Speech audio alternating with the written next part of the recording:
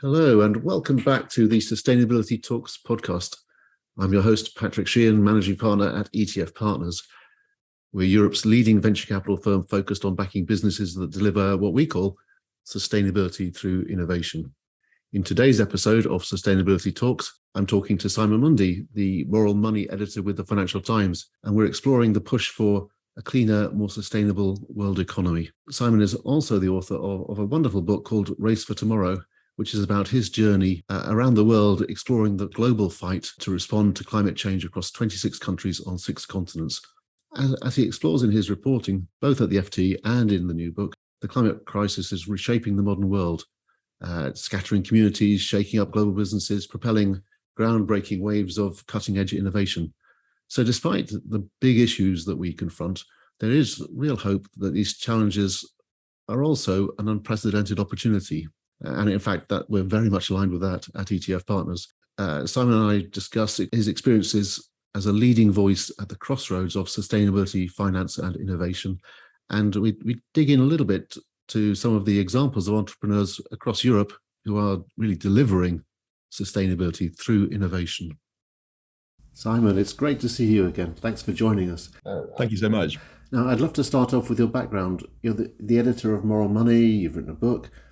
How did it all start? Yeah, so I don't have a long career in environmental journalism. My background is as a foreign correspondent. So I started my career, I finished university, went out to South Africa just in time for the World Cup out there. And that was where I started working for the Financial Times, which was a brilliant place to start my career. Incredible stories in South Africa, other Southern African countries that I wrote about. Had a year in London. Then I spent 4 years writing about South and North Korea, based in Seoul. Wow. And then I had 3 years based in India, writing about Indian business from Mumbai. And that was where, in India, that was where I first started to get really interested in climate change. And it was quite soon after, very soon after, actually, I arrived in Mumbai. I heard about this very severe drought that had been devastating farmland in Western India. Tragically, the suicide rate among farmers was going through the roof, and the situation was just getting worse. And I thought, what the hell is going on? I want to have a look at this, write about this. So I took a train, an overnight train, out to this region called Marathwada, and spent a few days talking to farmers, seeing the situation on the ground, and it was terrible. Really severe drought. There were fields that had once been very fertile and productive that were just wasteland, empty reservoirs, dry as a bone. And I spoke to meteorologists. They showed me their charts, and the rainfall pattern for that region was heading down and down and down. And it was the first time I'd been confronted in this way with the impacts of climate change. Like many of us, I had thought about climate change in terms of the long term, in terms of 2050, 2100, my grandchildren will have to deal with this or that. And suddenly, and I should already have been more aware than I was, but suddenly I woke up to the fact that, wow, this is happening now. People are suffering now. People are losing their livelihoods. People are grappling with this at the moment. Then it was later on, that same year, actually, in 2016, I happened to talk to a friend who works in the publishing industry. And she was talking about how people don't really like to read books about climate change. And I thought, that's so interesting. Why not? And I started thinking about this, and it just seems like people have this perception, and some, not necessarily all, but many of the books on the subject can come across as being perhaps very heavy and just full of complicated statistics, or they can be very, they can come across as preachy or lecturing, or they can just be plain depressing and just full of really scary information and messaging. Yeah. And what many of them seemed to lack, in the opinion of many people, is human color, human stories, people, places. Those are the sort of stories that people really respond to. And so I just felt that this could be useful if there were a book which really brought the subject to life. So that's what I set out to do with my book, Race for Tomorrow, which I'm really happy to talk more about. Yes, that's what I found refreshing and interesting. You've made the story human and tangible now, and yet I didn't find it alarming or depressing. So I'm curious about your own attitude. You seem to be optimistic about the capacity to change, regardless of what you've seen. Yeah, it's a really interesting thing to grapple with. But you're right. I don't think we should be depressed because depression tends to go hand in hand. It's de-energizing. If you're depressed about something, you don't feel you can do anything about it.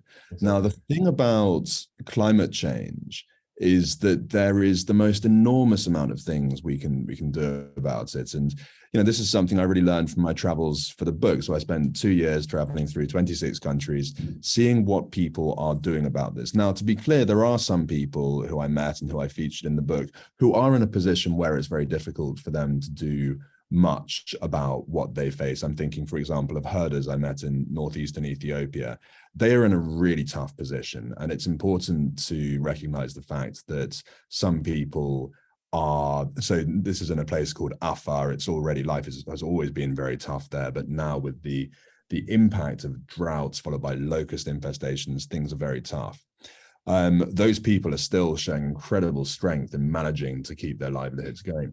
But the point is that if you look at what's being developed in response, so part of it is through political organization. If you look at the youth climate movement, I mean, Greta Thunberg, by the age of 18, she has accomplished, she has written her way into the history books already. That's an example of how anybody, even someone who she wasn't old enough to vote when she started, you can have that sort of impact. And then, of course, there's the technology. In the book, I featured entrepreneurs and tech tycoons from Switzerland to Silicon Valley to Shenzhen. There are people all over the world coming up with the most mind-blowing examples of technology. So I think we should take the situation very seriously. And as I mentioned in the book, there are people all over the world who are, in some cases, losing their livelihoods, even losing their lives as a result of climate change. We need immediate action. And the point is that it is bad. It's going to get somewhat worse, perhaps potentially much worse. But how much worse it gets, well, that's up to us. And that's why I think instead of being depressed about this challenge, we should be energized and want to do something about it. Yeah, I do get your sense of urgency and optimism. But, for some of us, we're in the technology business, we're always optimistic. And curiously, that can lead to complacency, that we just think technology will provide solutions. Do you think we're really doing enough? Can we just rely on technology, or do we need much more government help? Yeah, so there is a danger of that, right? And in particular, there's one company I featured in the book. Well, it's actually a joint venture between two companies. So one of those companies is called Climeworks, you might have heard about, and this is these two German engineers based in Switzerland. And they set up a company that has built machines to suck carbon dioxide from the air. But then what do you do with that carbon dioxide? So then they partnered with a company called Carbfix in Iceland. And Carbfix has technology that can take carbon dioxide, dissolve it in water, pump it underground, pump that soda water underground, where it reacts with the Icelandic volcanic bedrock to form limestone. And then you've locked this stuff away for thousands of years. It's safe, basically, for the foreseeable future. So you put these two solutions together, and what you've got is a system that can turn atmospheric carbon dioxide into underground stone, and they're getting serious traction. They've set up this plant. They've just announced they're expanding it for a second time. They've been getting investment from everyone, Bill Gates, Audi, and Stripe.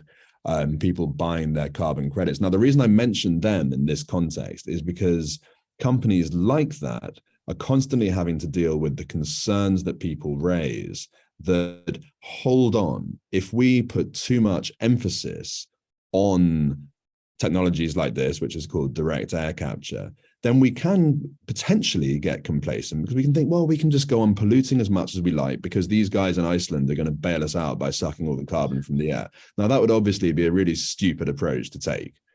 We can't let up at all on the need to reduce emissions. But the point is that the right level, the natural level of carbon dioxide in the atmosphere is about 280 parts per million. That's what it was before the Industrial Revolution. It's now well over 400. So even if we managed to tomorrow get emissions down to zero, we'd still have way too much carbon dioxide in the atmosphere. So we need urgently to stop increasing the amount of carbon in the atmosphere to reduce our emissions as quickly as possible. But we already have too much carbon in the atmosphere.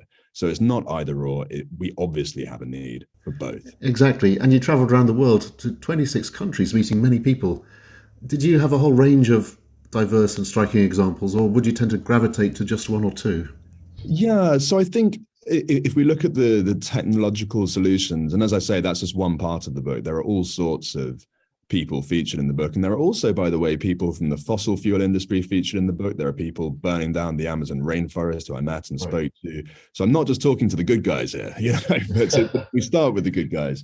On the technological side, one thing that I found really interesting was to compare and contrast the entrepreneurs and tycoons that I met in China and the US, because this is the great contest of the 21st century, the struggle for geostrategic and economic supremacy between these two enormous economies. And I think that clean tech is going to be a really important theater in that battle, in that contest. And so in China, what struck me from the companies I went to, I was lucky to get in there just before they closed the border. I was there in January 2020 when COVID was just starting to circulate in China. So that was fortunate timing. I was probably one of the last journalists to get in there at that time. And I met a whole bunch of leading Chinese tech entrepreneurs, including He Xiaopeng, the head of Xiaopeng Motors, which is this huge and fast-growing high-end electric car maker. Met Lei Zhang, who's the head of Envision Energy, this enormous integrated energy company, clean energy company. And then there's BYD in Shenzhen. They have 40,000 people, most of them living there on their campus. And they're producing, they have the biggest electric car factory in the world. They're producing solar panels and batteries and electric monolines. And it was just the scale of these companies. Chinese companies, for various reasons, they can just grow and move so quickly and at such scale. And that's a big part of the reason why they're so dominant in many of these green industries. But later that same year, I went to the US, and I was there just after the US election when Biden took office. So it was an interesting time to be there. A lot of talk about what this would mean for energy and climate policy. And there I met some of the leading American clean tech entrepreneurs. And just one in particular, I'll mention Commonwealth Fusion Systems. So fusion power, as you know, people have been working on it for decades, and many people still see it as fantasy, science fiction. Why would fusion power be so important? Well, the input is basically just isotopes of hydrogen, the most abundant element in the universe. So you'd have pretty much unlimited supply of inputs, and the output, no carbon emissions, minimal dangerous waste compared with nuclear fission. And it's incredibly potent. These nuclear fusion plants, they'll be running at a temperature 5 times hotter than the sun. So, the amount of energy that potentially could be produced if they can get it right would be phenomenal. And what was interesting was, this company is actually quite young. And the CEO, Bob Mumgard, was talking to me about how the reason why he felt they would get there first is because they're an American startup. And American startups, they're backed by this extraordinary venture capital industry that they have in the US, obviously far greater and far bigger than any other in the world. They have by far the best resourced and best by many measures universities in the world. This company spun out of MIT, the Massachusetts Institute of Technology. So they, it's a direct synergies between this incredible depth of capital, this incredible strength of academic and well-resourced academic resources they have there, So he was saying, yeah, so, in this sort of thing, the US can come out on top. And it was just absolutely fascinating to see how this thing is taking shape. We don't know who's going to come out on top, but one thing is for sure, that trillions of dollars are going to be made in that space in the years and decades to come. Yes, I can see where the title of your book, Race for Tomorrow, comes from now, because you paint a vivid picture of a world which, if it's not in turmoil now, will be. Also a picture of profound technological and societal change. And yet, by the way, while I'm a big fan of your moral money editorials in the Financial Times, every time I read them, I read words like ESG, European ESG funds, ESG this, ESG that. Is ESG really relevant to the revolution you're talking about, or is it just a distraction? That is the multi-trillion-dollar question, isn't it? And, that debate, it's really interesting to see how that debate has been intensifying just over the past few months. You might have heard about a speech that was given at our Moral Money conference a couple of months ago by the head of responsible investing at HSBC, which became this huge story. He Yes. lost his job.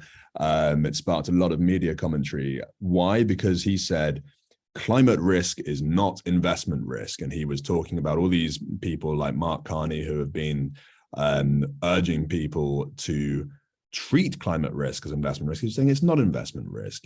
People are trying to virtue signal, but actually investors don't take this seriously. It's been wildly overblown. And really, he was saying that the ESG agenda has been overhyped, and it sparked this furious debate. And it's not just him, of course. I don't know if you're a fan of Fox News, but Tucker Carlson, the most popular TV show host in America, who is a strident conservative, he suddenly started talking about ESG all the time and portraying it as something that will be very dangerous. He was talking about the recent crisis in Sri Lanka, and he was saying this is what happens when you apply ESG principles. And if you want to know whether or not there's any substance to that argument, you should read my article in Moral Money, which explains that, sorry, Mr. Carlson, that's not quite correct. But this is not to say that we're going out and just defending the ESG agenda blindly. It does need more scrutiny. There are things that are branded, funds that are branded as ESG that really don't have much positive impact. There are people who are trying to cash in on this trend by just slapping the ESG label on things that don't really have any positive benefit. There is a real need for scrutiny here. And that's what we're trying to do, because it's not easy to address these challenges. And I think one thing that people should really understand about ESG is that a lot of ESG products and strategies, if you look at what's in those funds, it's overwhelmingly focused on reducing various sorts of risks. It is not focused on driving positive impacts. And there's a lot of misunderstanding of that. And I think people need to be clear. Now, this is not necessarily to criticize the people pursuing those strategies. So I had a really interesting call with an executive at S&P Global Indices.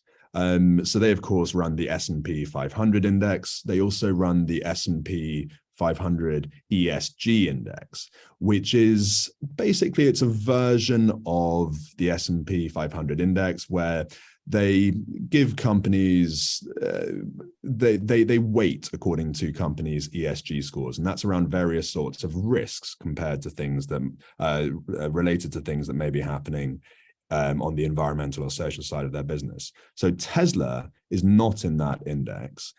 ExxonMobil, the biggest oil company in America, is.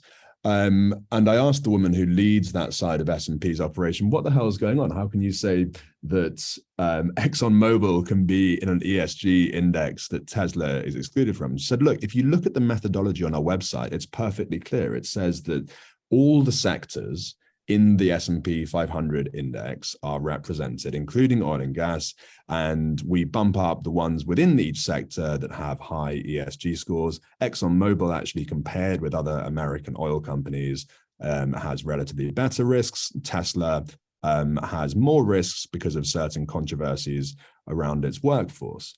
But the thing is that a lot of people don't get that. A lot of people assume, oh, if it's ESG, it must mean that it's driving positive climate impacts. or other impacts. And I think what everyone listening to this podcast should really do, if you want to invest in things that are driving positive impact, that's good. But make sure you do your homework. Make sure you look at what's inside these funds, and don't just invest in a fund that has an ESG label on it without looking at what's in it. Right. So I think what you're saying is that ESG is generically about managing downside risk associated with change. Whereas when you look at the world, and when we look at the world, we frankly just see enormous investment opportunity because of the need for change. Clearly, these needs vary with types of companies, but essentially it's about opportunity. Have I got that right? Yeah, I think that's right. And one thing I would also add is, or I would ask, is are the incentives there for investors to do things that will drive positive change? One of the most interesting and disturbing articles that I researched and wrote recently was speaking to an old contact of mine who runs a consultancy, and he was commissioned by the British government to do a study looking at what are the factors that are restricting the flow of capital to developing countries. And one of the major factors that he came up with was ESG. If investors are just focusing on trying to minimize risks, to minimize reputational risks, governance risks, well, then countries like Sweden will look relatively attractive. Countries like the Democratic Republic of Congo will look less attractive. And this can be a problem, because if you're just focusing on trying to minimize risks, you can end up with countries that do have problems with corruption and institutional weakness, but they still need a hell of a lot of investment to raise the living standards of their people. They might actually be getting less investment. So the point is, we need to have strategies, don't necessarily need to eliminate risk-focused ESG strategies altogether, but I would argue we need more investment strategies that focus not on how are you minimizing reputational risks, but more on things like how are you promoting the sustainable development goals, how are you promoting human well-being in countries that really need more investment. Yeah, and I think you're implying that that's a big challenge for many investors because they've been used to risk reduction as a focus, and in a rapidly changing world, that isn't necessarily the optimal strategy. Yeah, I'd say so. But it's not necessarily about blaming the individual fund managers. Again, it comes down to the incentives that they have. Exactly. Do the end investors really want this? And you know what? I would say that a lot of investors do. Friends, family, members of mine are saying, increasingly, I'll just hear people mentioning this in the pub or whatever. People say, yeah, I want to invest, not all, but some of my money in an ESG fund. That's interesting. Why do you want to do that? Well, I want to have some positive impact with my money. I'm not all of it. So, I need to make sure I'm provided for in my old age, but some of it I want to have a positive impact. And those products, not enough of those products are there because there are lots of products that are all focused on minimizing risk. I do think there is a lot of demand from the general public to invest in products that will drive positive impacts in places that are poor and have weak governance. But I would say there are not enough products there that actually have those impacts. Interesting, yeah. So turning briefly to policymakers, though, and regulators and governments, do they have a role in all this? Because you're very much coming at it from an innovation perspective, and it's not really obvious what government's role here is. Yeah, absolutely. And I'm really glad you asked that, because this is something that I have strong feelings about, which is, I've mentioned the word incentive a few times. You have to have the incentives in place for people to consume and invest in ways that don't trash the planet, but can actually drive forward decarbonization and can drive forward human well-being in developing countries in particular.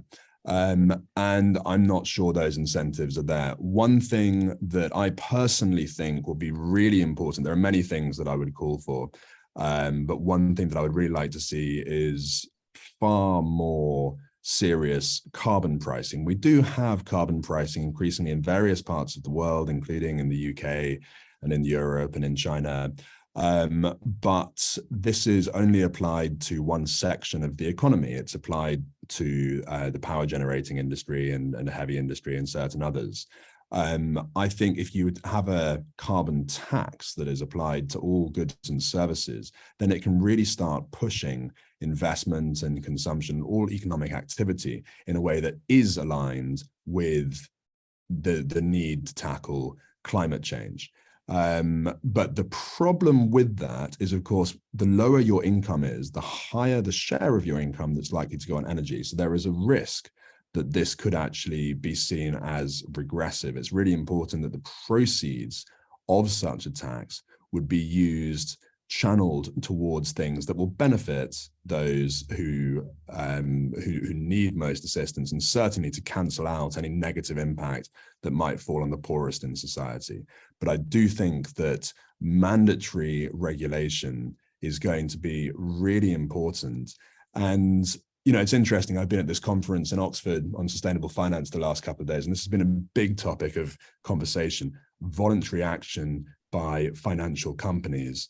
Can it be counterproductive in providing a distraction from the need for government regulation? Well, the counter argument to that some people have been making here has been, no, it must not be that. But what it can be, where it can be good, is paving the way for serious and effective government regulation around what business does and what happens in the wider economy.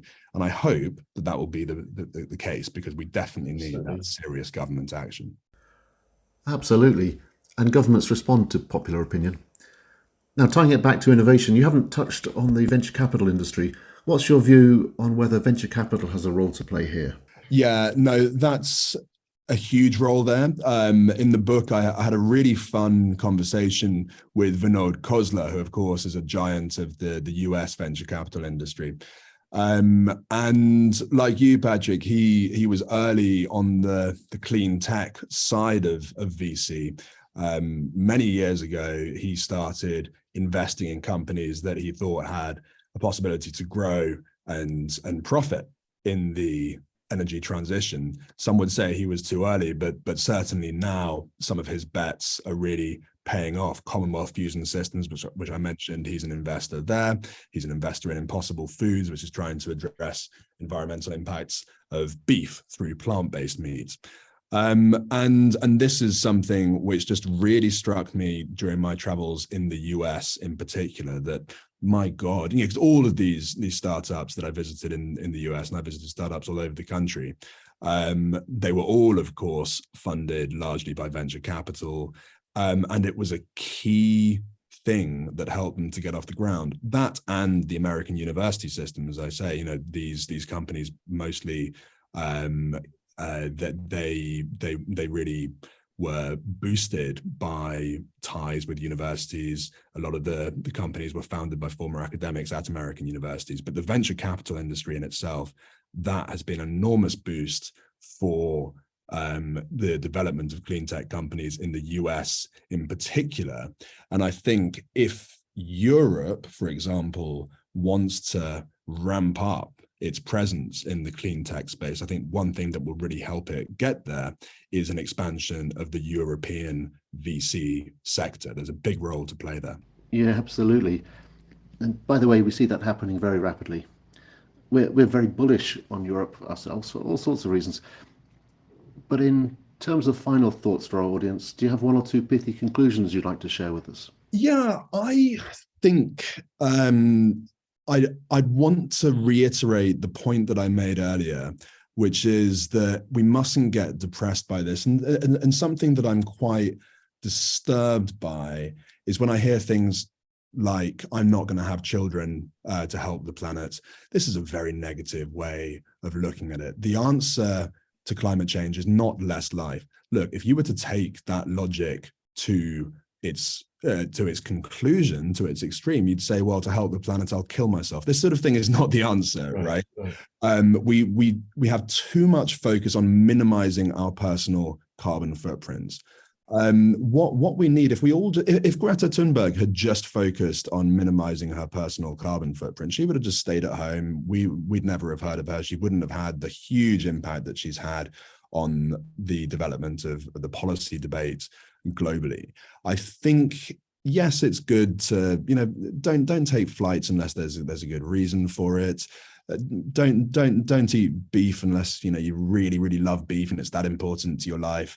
This sort of thing. There are things you can do as a consumer, and we can all do our bit, but it's not really going to move the needle at that individual level. But we can move the needle at an individual level if we act as citizens rather than getting so obsessed with what we do as consumers.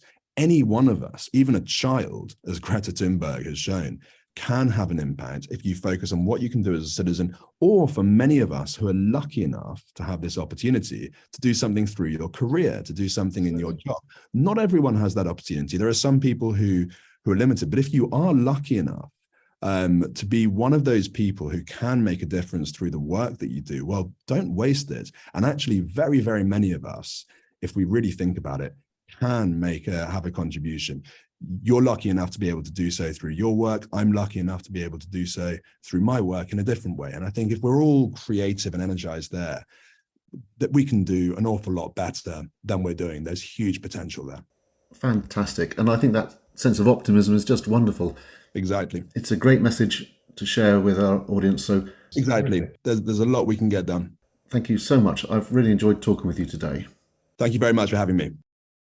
Thank you for listening to this episode of the Sustainability Talks podcast.